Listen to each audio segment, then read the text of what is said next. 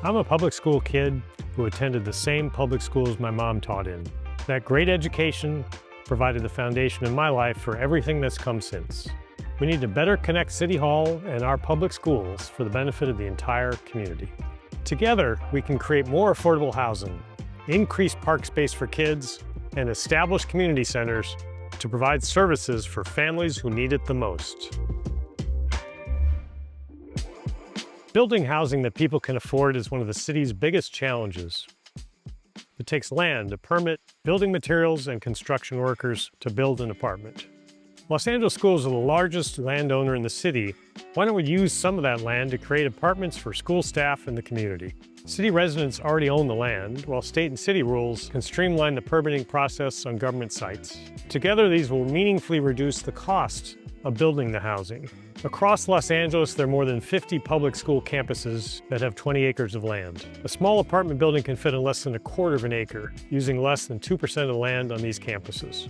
Some portion could be set aside for school employees, helping the school district attract teachers and staff who can afford to live and work in the same community. Amenities like pools or recreational facilities could be shared. We could do this quickly across many school campuses and create 3,000 or 4,000 new units of affordable housing at a meaningfully lower cost so rents can be less.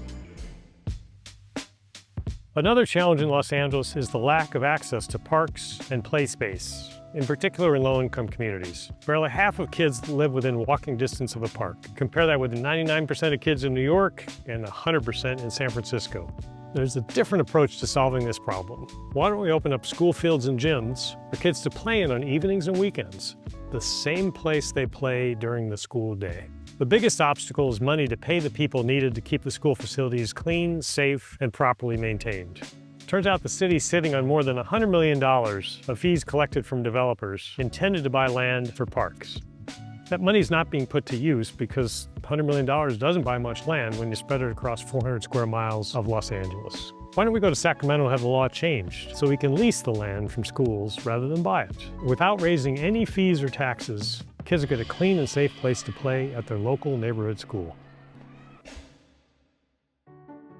And finally, let's build on what we learned during the pandemic. Local neighborhood schools are the best place to provide help to families that are struggling to get by.